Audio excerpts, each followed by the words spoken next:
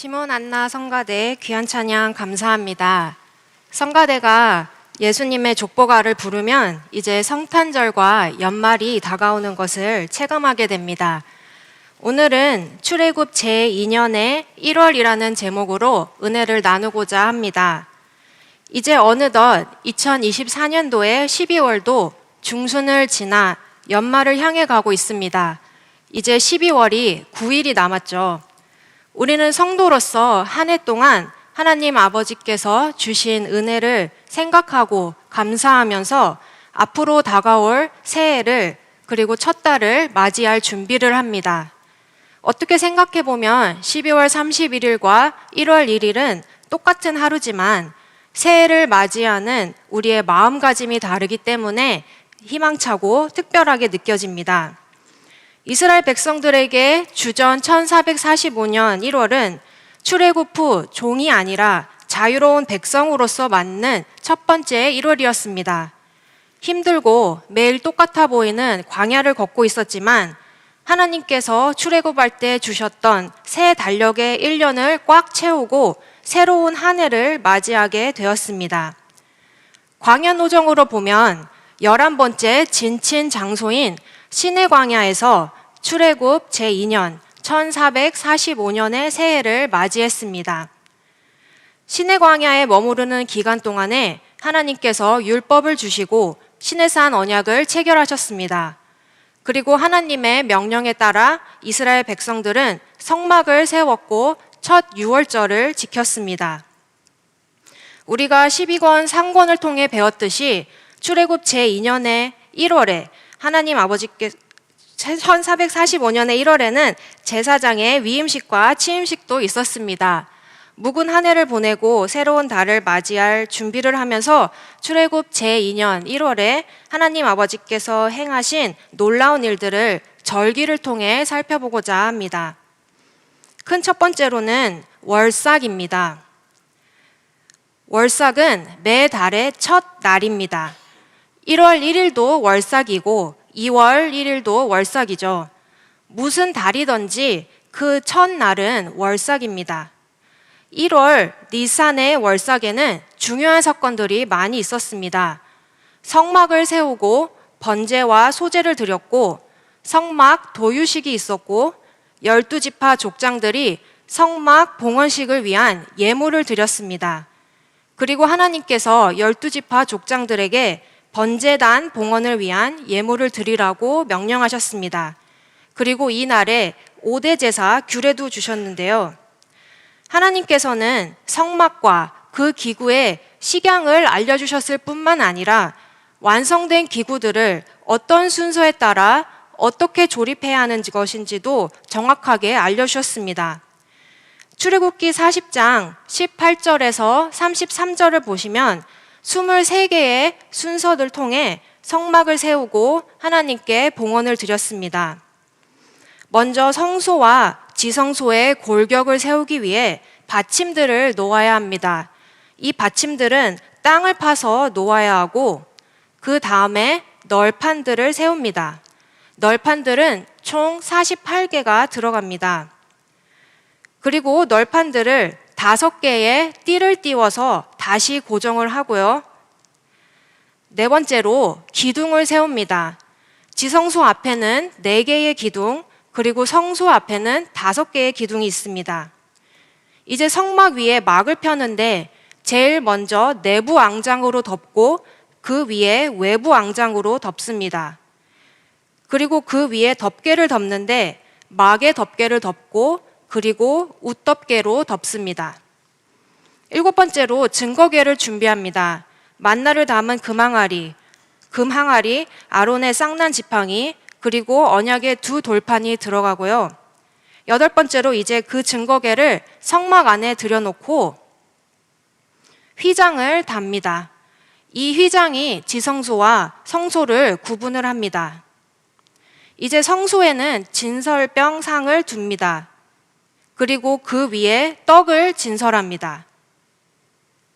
12번째로 떡상 맞은편에 금등대를 놓고 금등대에 불을 켭니다.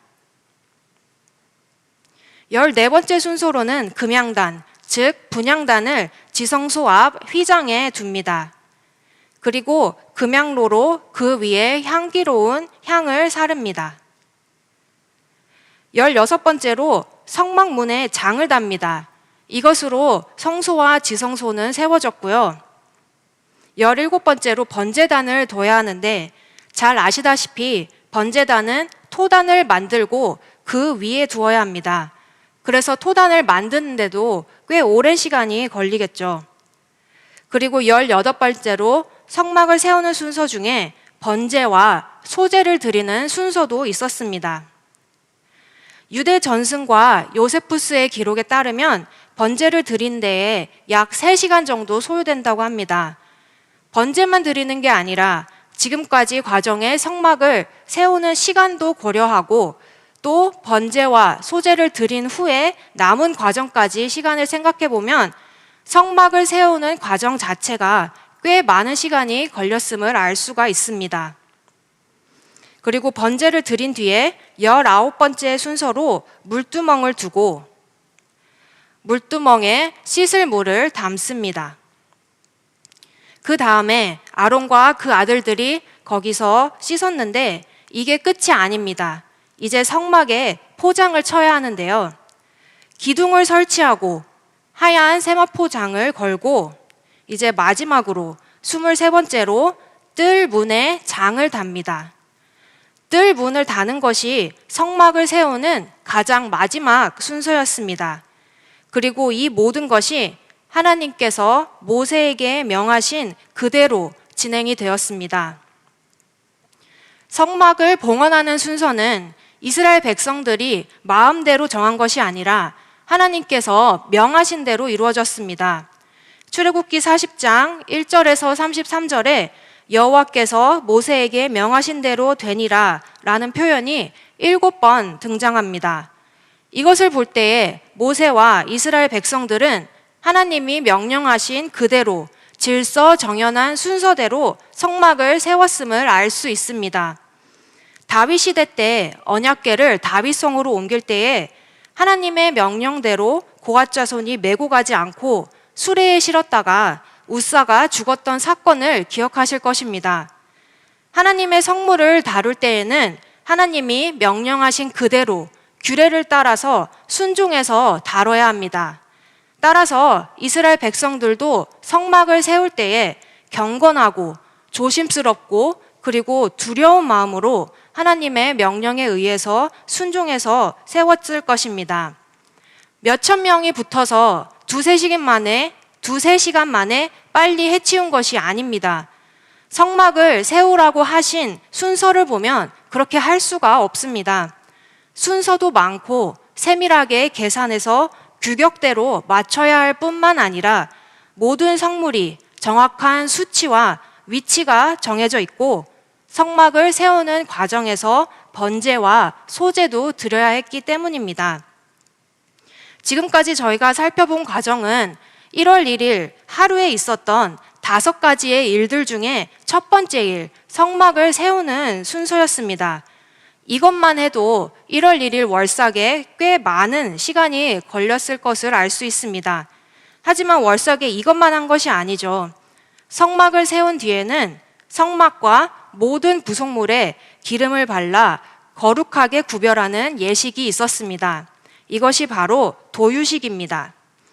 도유식은 한자로 칠할 도, 기름유, 법식으로 기름을 칠하는 법도라는 뜻입니다. 장막이 세워진 뒤에 기름을 칠해서 하나님께 봉헌을 드렸습니다. 출애굽기 25장에서 31장에 하나님께서 성막의 식양과 그 기구들의 식양을 보여주셨는데 출애굽기 30장에는 거룩한 기름을 제조하는 방법도 알려주셨습니다. 그리고 또 어디에 발라야 하는지도 세세하게 설명을 해주셨는데 민수기 7장 1절은 성막 도유식을 기록하고 있습니다. 여기서 나오는 모두는 히브리어 콜로 전체, 모두, 그리고 전부를 의미합니다. 따라서 성막의 모든 기구들의 기름을 바른 것인데 성막은 인간의 손으로 만들어졌지만 거룩한 관유를 바름으로써 하나님께 거룩하게 구별하고 하나님의 것으로 봉헌드리기 위함이었습니다. 성막 봉헌 도유식을 마친 후에 12족장들이 성막의 봉헌을 위한 예물을 드렸습니다. 민수기 7장 1절에서 3절에 기록되어 있죠. 덮개 있는 수레 6과 소 12마리를 하나님께 예물로 바쳤는데 하나님께서는 이 수레들과 소를 레위인들에게 직무에 따라 배분해 주셨습니다. 천이나 가죽을 운반했던 게르손 자손에게는 수레 2과 소 4마리를 주셨고 더 무거운 널판들, 기둥, 받침과 같은 회막의 골격을 형성하는 기구들을 운반했던 무라리 자손들에게는 수레 4과 소 8마리를 주었습니다. 그리고 고앗 자손은 성물과 기구들 그리고 휘장을 어깨로 메어서 운반해야 했기 때문에 수레와 소를 주지 않으셨습니다. 그리고 이날 하나님이 12지파 족장들에게 번제단의 봉헌을 위한 예물을 드리라고 명령을 하셨는데 하루에 한 명씩 예물을 드리라고 하셨습니다. 12지파 족장들이 1월 1일 월삭에는 성막 봉헌을 위한 예물을 드렸고 번제단을 위한 예물을 바치라는 명령을 받았죠. 그리고 그 다음 날인 1월 2일부터 진 배치의 순서대로 하루에 한 명씩 봉헌 예물을 바쳤습니다. 민수기 7장을 보시면 12지파 족장들이 드린 번제단 봉헌 예물을 볼 수 있을 텐데 소제와 번제 그리고 속죄제, 화목제도 드렸다는 것을 볼 수 있는데 양이 꽤 많습니다. 1월 1일 월삭에 성막을 세우고 또 도유식을 진행하고 성막을 위한 예물을 드렸는데 거기에다가 번제단을 위한 예물까지 드렸다고 보기에는 시간적으로 제한이 있습니다. 따라서 12족장들이 번제단 봉헌의 예물을 드리기 시작한 날을 1월 1일이 아닌 1월 2일로 보는 것입니다. 그리고 레위기 7장 38절에 보시면 5대 제사 규례를 예물을 드리라 명하신 날에 명령하셨다고 기록되어 있습니다. 이 날은 12족장들에게 단의 봉헌을 위한 예물을 바치라고 명령하신 날, 즉 1월 1일 월삭에 5대 제사 규례도 주셨다는 것을 알 수가 있습니다. 성막이 봉헌된 1월 1일부터 하루도 거르지 않고 제사가 드려졌습니다. 1월 1일 성막을 봉헌한 날에는 번제와 소제를 드렸고 다음 날부터 12지파 족장들이 한 명씩 예물을 드리면서 매일 제사를 드리기 시작했기 때문입니다. 큰 두 번째로 1월에는 유월절 절기도 있었습니다. 유월절은 이스라엘 백성들이 애굽의 노예 생활에서 해방된 것을 기념하는 날입니다. 출애굽 전 마지막 재앙인 장자 재앙에서 하나님께서 어린 양의 피가 발라진 집은 유월하셨습니다. 이스라엘 백성들은 죽음의 사자의 손에서 구원을 받고 출애굽을 하였습니다. 유월절은 이것을 기념하고 기억하는 날입니다. 출애굽하는 해에는 유월절을 애굽에서 지켰지만 주전 1445년 1월에는 광야에서 자유 백성으로서 첫 유월절을 지켰습니다. 그리고 광야에서 지킨 첫 유월절에 제사장 위임식이 시작되었습니다. 먼저 유월절의 규례를 살펴보면 유월절은 주전 1446년 출애굽하기 전에 제정되었습니다. 하나님께서는 새로운 달력을 주시면서 그 달을 그 해의 첫 달이 되게 하라고 명령하셨고 이어서 유월절 규례와 무교절 규례를 주었습니다. 그리고 1월 10일에 어린 양을 취해야 했고 그 양을 1월 10일부터 14일까지 간직했다가 14일 유월절 해질 때에 양을 잡고 그 피를 집 문 좌우 설주와 임방에 발라야 했습니다. 그리고 고기를 어떻게 구워서 먹어야 할지도 구체적으로 말씀해 주셨는데 꼭 불에 구워서 무교병 그리고 쓴 나물과 함께 먹으라고 명령하셨고 뼈도 꺾지 말라고 엄중히 말씀하셨습니다. 6월절에 위임식도 진행이 되었습니다. 위임식은 제사장을 세우는 날이죠. 오늘날로 말하자면 목사님을 안수하는 날, 즉 목사 안수식과 같습니다. 제사장 위임식은 출애굽 제2년 1월 14일 6월절에 시작해서 7일간 진행되었습니다. 6월절은 세상과 분리되는 것을 의미합니다. 하나님께서 제사장 위임식을 6월절부터 시작하게 하시고 7일 동안 위임식 제사를 드리도록 하신 것은 제사장들이 철저한 속죄를 통해 세상인 애굽과 분리되어서 완전한 거룩을 이루어야 한다는 것을 보여줍니다. 그리고 큰 세 번째로 출애굽 제2년 1월에 무교절과 초실절 절기도 지켰습니다. 무교절은 7일 동안 집안의 누룩을 없애고 무교병을 먹는 절기로 성도의 성별된 생활을 상징을 합니다. 그리고 초실절은 무교절 기간 중에 있는 안식일의 다음 날입니다.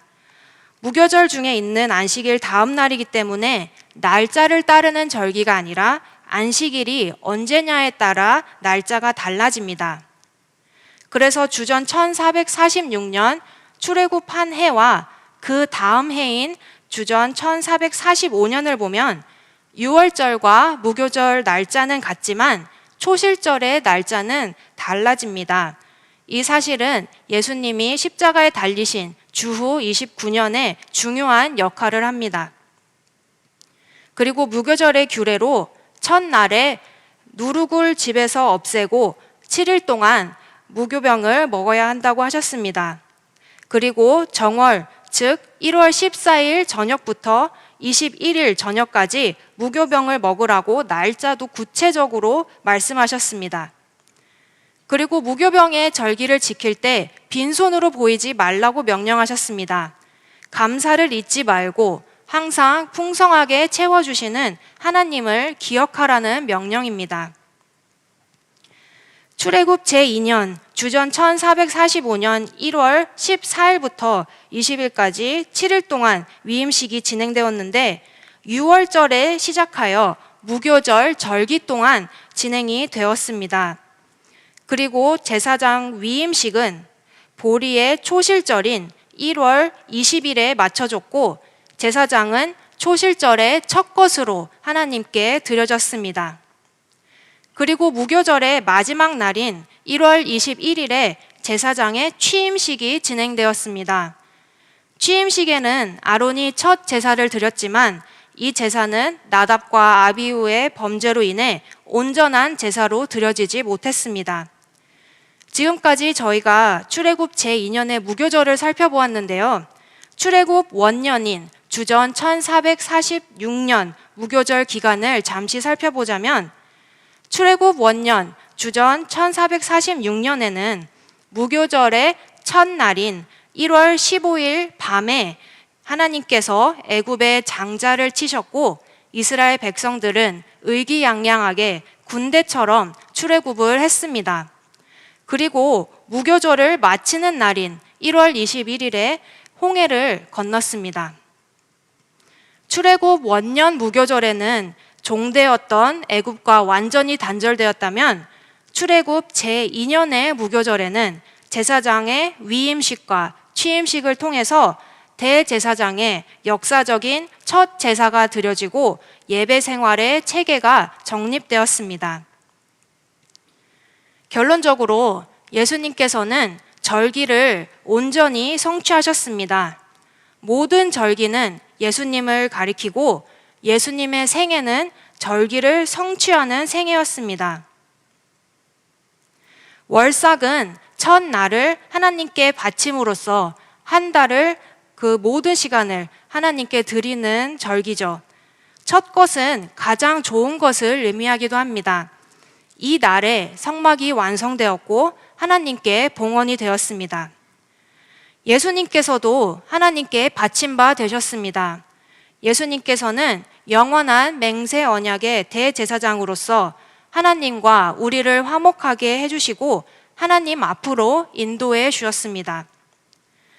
예수님이 십자가에서 돌아가실 때 성소의 휘장이 찢어졌습니다. 이것은 히브리서 10장 19절에서 20절 말씀처럼 예수님께서 우리를 위해서 열어주신 길, 하나님께 가는 새롭고 산 길입니다. 그리고 월삭이 전 달과 새로운 달을 구분하는 것처럼 예수님이 이 땅에 오심은 모든 개인과 민족의 역사를 주전과 주후로 확연하게 구분하셨습니다. 예수님이 십자가에 달리시던 주후 29년은 안식일과 유월절이 겹칩니다. 그래서 이럴 경우에는 유월절을 하루 앞당겨서 지켰습니다. 예수님께서 겟세마네에서 기도하시고 로마 군병에게 잡히시던 밤은 유월절이 시작하던 밤이었습니다. 예수님의 겟세마네 동산 기도는 참된 제사장 위임식을 거행하는 순간이었습니다. 자기의 뜻을 포기하시고 아버지 뜻에 붙잡히셨습니다. 그리고 어린 양으로서 만 인간의 죄를 지시고 십자가에 달리셔서 유월절 규례를 성취하셨습니다. 유월절 어린 양의 피가 이스라엘 백성들을 죽음의 사자에서 구원해 주었듯이 어린 양 되시는 예수님의 피가 우리의 죄를 완전히 사해 주시고 죽음에서 생명으로 옮겨 주셨습니다. 그리고 예수님은 유월절 어린 양으로서 뼈가 꺾이지 않으셨습니다. 이것은 구약의 출애굽기와 민수기에 말씀하셨던 유월절 어린 양의 뼈를 꺾지 말라는 말씀의 성취였습니다. 그리고 유월절 어린 양으로서 해질 때에 무덤에 들어가셨습니다. 마태복음 27장 57절과 마가복음 15장 42절에 기록을 하고 있습니다. 그리고 예수님은 이 세상의 누룩과는 상관이 없으신 흠이 없고 완전한 대제사장이십니다. 예수님은 대제사장으로서 십자가에서 단번에 영원하고 완전한 취임식 제사를 드리셨습니다. 그리고 나서 무덤에서 안식하시고 3일 만인 안식 후 첫날 초실절에 부활을 하셨습니다. 예수님이 십자가에 달리신 주후 29년은 유월절, 무교절의 안식일, 그리고 초실절이 연달아서 있는 해입니다. 유월절과 안식일이 겹쳐서 유월절을 당겨서 지켰기 때문에 다음 날이 바로 무교절의 안식일, 그리고 그 다음 날이 바로 초실절이었습니다. 따라서 예수님은 유월절 양으로 돌아가시고 안식일을 완성하시고 그 다음 날인 초실절에 부활의 첫 열매로 부활하신 것입니다. 정리하자면 월삭이 전 달과 새로운 달을 나누는 것처럼 예수님의 오심은 인류의 역사를 주전과 주후로 나누셨습니다. 그리고 유월절의 양으로서 십자가에 달리시기 전에 제사장으로 위임을 받으셨고 유월절 해지는 때에 십자가에 달리시면서 규례를 성취하셨습니다. 이 세상의 누룩과는 상관이 없으신 예수님께서는 대제사장으로서 자신을 흠없고 완전한 취임식 제사로 드리셨습니다. 그리고 안식 후 첫날인 초실절 절기에 부활하심으로써 잠자는 자들의 첫 열매가 되셨습니다. 예수님의 생애는 절기를 성취하는 생애였습니다. 지금까지 출애굽 제2년 주전 1445년에 1월에 있었던 절기들을 살펴보았습니다. 출애굽 제2년은 애굽의 종되었던 이스라엘 백성들이 하나님이 주신 자유를 누리면서 하나님께 나아갈 수 있도록 성막과 제사장을 선물로 받은 달이었습니다. 그리고 자유 선민으로서 첫 유월절과 무교절을 지켰습니다. 올해가 얼마 남지 않았습니다. 우리가 오늘까지 죄의 종으로 살아왔다면 내년부터는 주전과 주후가 확연하게 나뉘고 갈라졌던 것처럼 새 사람이 되어서 하나님 아버지의 말씀 앞에 순종뿐인 삶을 살기를 다짐을 해야 합니다. 그리고 또 우리 삶에 있는 모든 거짓과 누룩을 깨끗하게 내어버려야 합니다. 절기를 완성하시고 십자가로 승리하신 예수님의 손을 붙잡고 며칠 뒤에 있을 성탄절과 신년을 온 마음과 정성을 다해 준비하는 저와 여러분 모두 되시길 소망합니다. 같이 기도하시겠습니다. 사랑과 은혜가 풍성하신 하나님 아버지 감사드립니다. 거룩한 주일 하나님 아버지 앞에 나와 말씀의 은혜를 받을 수 있도록 허락해 주심에 감사를 드립니다. 새로운 한 해 2025년을 앞두고 올 한 해를 돌아보길 원합니다. 우리 속에 있는 세상의 욕심들과 위선적인 누룩을 다 깨끗하게 없애고 이제는 더 이상 죄의 종이 아니라 하나님 아버지의 구속사 말씀을 위해 일하는 종으로서 살 수 있도록 인도하여 주옵소서. 2024년에 어떤 삶을 살았을지라도 또 다가올 2025년에 어떤 어려움과 환란이 있을지라도 영원하시고 또 완전하신 하나님 아버지의 손을 붙잡고 한 해를 살아가길 원합니다. 우리 나라와 우리 교회 그리고 가정을 긍휼히 여겨주셔서 끝까지 붙잡아 주옵소서. 저희의 마음을 아시고 모든 기도를 들어주실 줄 믿고 감사드리며 사랑이 많으신 예수님의 이름 받들어 감사 기도 올리옵나이다. 아멘.